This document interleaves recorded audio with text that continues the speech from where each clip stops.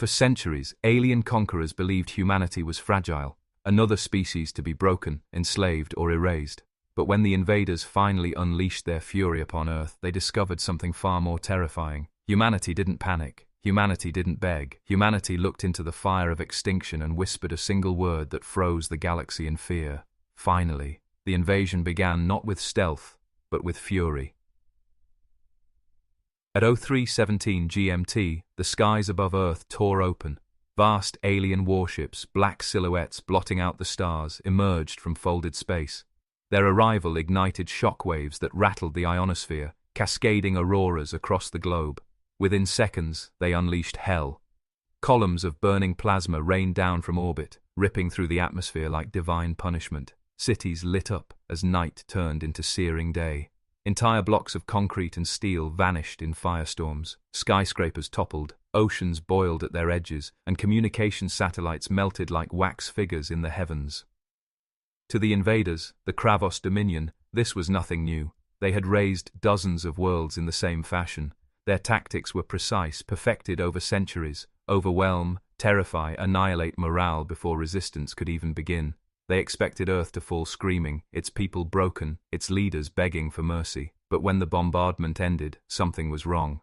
Their scanners showed devastation, but not despair. Humanity's global networks did not dissolve into chaos. No frantic surrender broadcasts echoed across frequencies. Instead, silence stretched across the void, unsettling and unnatural. Earth's leaders had gone dark. Inside the flagship of the Dominion fleet, Command Overseer Calthar demanded answers. Where are their distress signals? Where is their panic? His officers scrambled, uncertain. Every prior conquest had followed the same pattern. Except this one. Then, faintly, a signal pierced through the static. Not from one nation, not from one city, but from the whole of Earth, united under a single transmission. It was only one word, spoken in hundreds of languages, but carrying the same meaning. Finally. The Kravos Dominion expected chaos.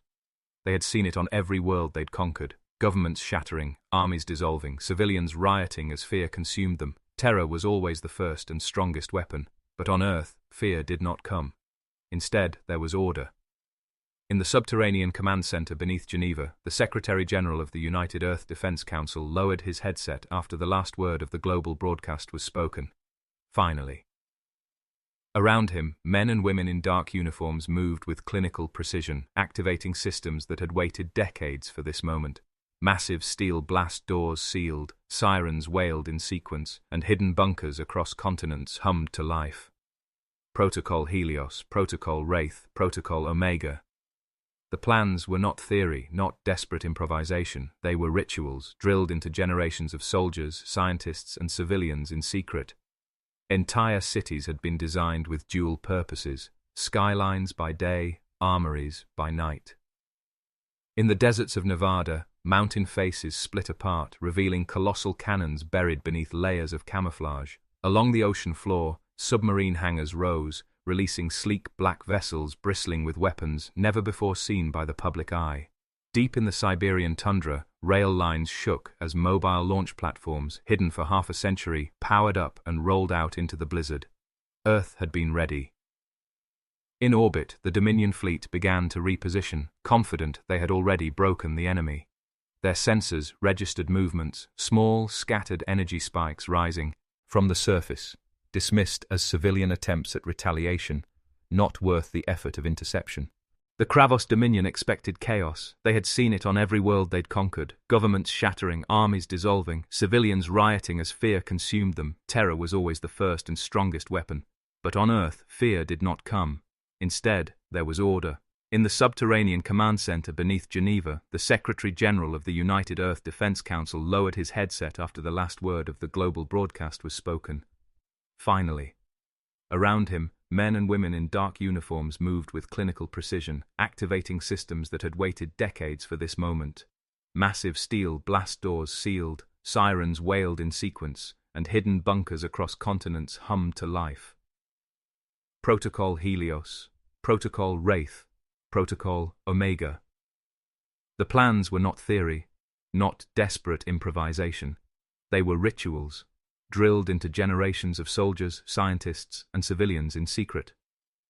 Entire cities had been designed with dual purposes: skylines by day, armories by night.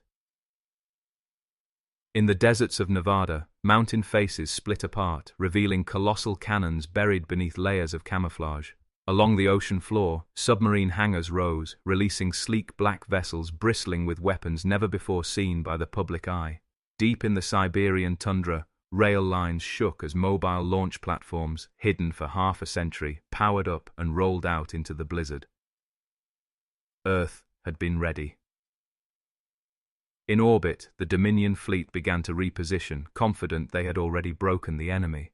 Their sensors registered movements, small, scattered energy spikes rising from the surface, dismissed as civilian attempts at retaliation, not worth the effort of interception. When the Dominion unleashed their second wave, they expected Earth's defenses to collapse. Dozens of orbital platforms aligned, their weapons saturating the atmosphere with searing plasma fear. Yet when the beams struck Earth, the impossible happened. They stopped. No, not stopped. Reflected. Invisible barriers, stitched together by a lattice of satellites, absorbed the fury of weapons capable of vaporizing continents and hurled it back into the void. The beams arced like wrathful lightning, slamming into the Dominion's own platforms. In seconds, 5 capital ships disintegrated in spectacular bursts of molten shrapnel. On the flagship bridge, Overseer Caltho's throat sacs bulged in shock. Planetary shielding? That is impossible. They are pre-FTL. But Earth had never followed the galaxy's rules. Across the surface, the true arsenal of humanity revealed itself. In the Nevada desert, the mountains thundered open, exposing colossal plasma lances, experimental weapons disguised for decades beneath stone. Blinding beams shot into the heavens, slicing through Dominion dropships like surgical scalpels. In the Atlantic, vast sections of seabed rose as submersible fortresses launched, their torpedo bays releasing waves of antimatter munitions. In Siberia, railguns hidden in ice valleys fired slugs the size of trucks, accelerated to a fraction of light speed. Dominion escorts vanished in storms of kinetic devastation, their shields shredded in instants. Then came the infantry. When Dominion soldiers deployed to the ground expecting easy slaughter, they were met by figures that did not look entirely human anymore. Encased in sleek powered armor, eyes glowing blue with neural link augmentation, the soldiers of Project Lazarus emerged from bunkers and shattered cities alike. Their movements were seamless, faster than anything natural. Plasma rifles, wrist-mounted blades, and pulse grenades turned entire Dominion platoons into smoking wrecks. The invaders realized too late. Humanity had not merely advanced technologically, they had changed themselves. Dominion interceptors reported the terrifying sight of civilians fighting with the same precision as soldiers, enhanced through implants and combat exosuits distributed en masse. It was not an army. It was an entire species mobilized for war. And then, as if to twist the knife, the skies split again. From hidden launch bays beneath the Pacific and Antarctic ice, fleets of human warships rose. At first glance they seemed crude, angular, smaller than Dominion cruisers, but Dominion analysts quickly recognized alien signatures in their design. Shield harmonics resembled Venturi engineering, propulsion arrays mirrored Proxima technology, even the weapons showed patterns seen in Zarkoni blueprints. Humanity had not invented these ships from nothing. They had taken the galaxy's best tools, captured in skirmishes, accidents, or traded in secret, and improved them. Faster engines, adaptive shielding, weapons calibrated to shift frequencies mid-burst, hybrid vessels that no alien designer could predict. In orbit, Overseer Calthar finally understood.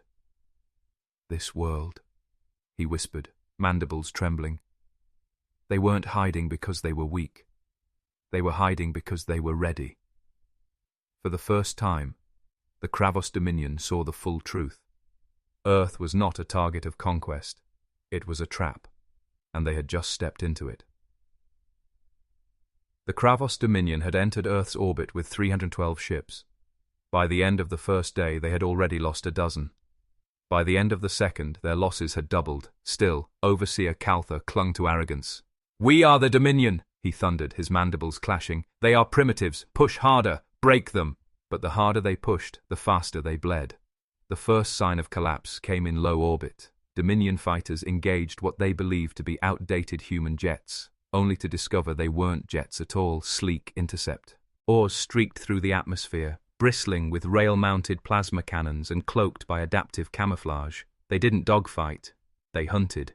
Within hours, Dominion fighter wings were shredded. Then came the swarms.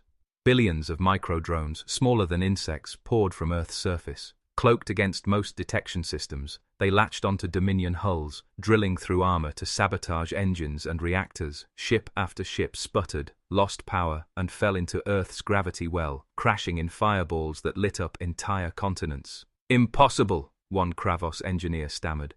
"No species could build drones in such numbers." But humanity had. On the ground, Dominion commanders fared no better. Their shock troops, genetically engineered warriors with blades for arms, charged through ruined city streets only to be cut down by Lazarus soldiers.